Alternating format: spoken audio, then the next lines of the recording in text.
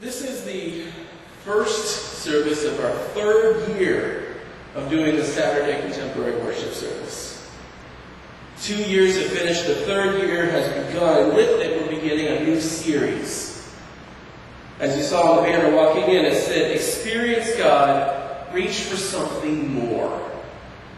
Experience God, reach for something more.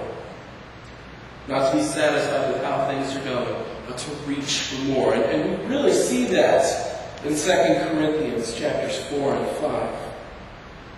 First off, we look at verse 16, and it starts to show that our focus needs to be different. It says, Therefore we do not lose heart.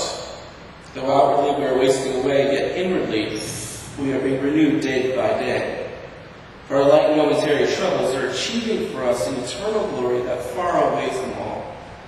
So we fix our eyes not on what is seen, but on what is unseen. What is seen is temporary, but what is unseen is eternal. Our focus needs to be in what's eternal, not in what's temporary. What is the end result? What's going to happen in the end? How do we look at things? Some people call this, when you look back and you see how things have worked out for good, they call it reframing. Reframing your life to look back and see how something that was bad wasn't. Because God was working in it. God's power was found in it. And sometimes we just get frustrated and in the moment say things like, why do bad things always happen to me? Why is my life so terrible? We talked about this a little bit at youth group on Thursday. And one of the people there talked about how they were driving to Cincinnati and he was changing his tire in his car. And he had his jack break and his car collapsed. He happened to have the second jack. I was like, wow, most of the time I wouldn't even have the tire.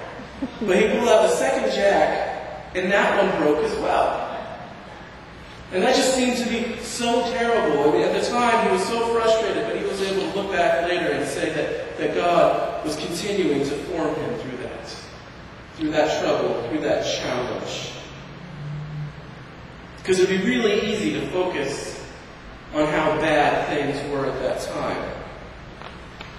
Or in other case, I was coming home from a hockey game a couple years ago. I decided to stop for a Frosty, and the line was really long and really annoying.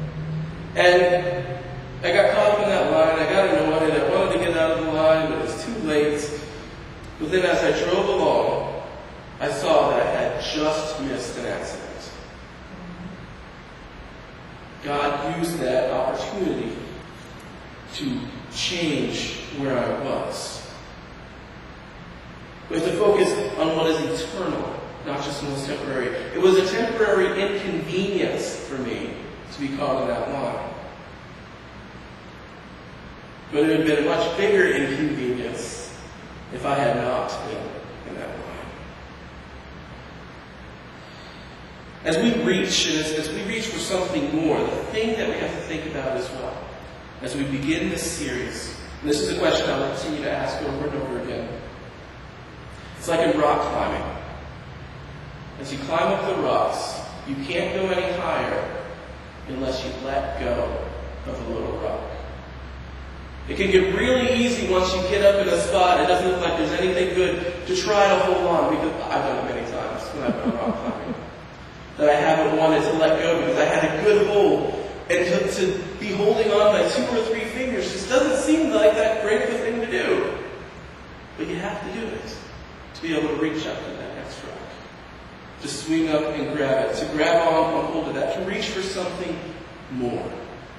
As we go experience God and as we let go. What are you holding on to? The people that Paul was talking to in Corinth, they were holding on to what was going on at that time. Their eyes were focused on what was temporary. They were focused on what is seen, not on what is eternal. They were focusing on their frustrations in life, not in where their life was taking them. Now, we know that if the earthly tent we live in is destroyed. We have a building from God, an eternal house in heaven, not built by human hands. Meanwhile, we groan, longing to be clothed with our heavenly dwelling, because when we are clothed, we will not be found naked. For while we are in this tent, we groan and are burdened, because we do not wish to be unclothed, but to be clothed with our heavenly dwelling, so that what is mortal may be swallowed up by life. Now, as God has made us for this very purpose, and has given us the Spirit as a deposit guaranteeing what is to come. If you remember, when this was originally written, it wasn't broken up into chapters. It was one long thought. And in chapter 4, he begins it, we hold his treasures in jars of clay, to know that it is from God and not from us. For now, for this temporary body, this jar of clay we have, the thing that Paul was reminding us, saying, look to what is going to happen. Look for that something more, that eternal dwelling that you will have that is not made by hands. Not the simple jars of clay, but rather this new house, this eternal house in heaven, not built by hands.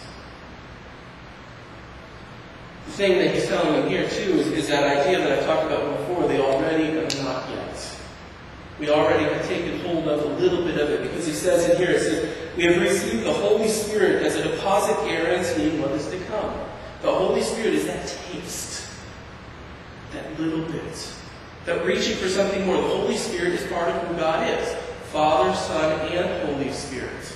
The three together. And we have the Holy Spirit available to us to dwell in us, to show us part of what we have to come. Part of that hope that is to come.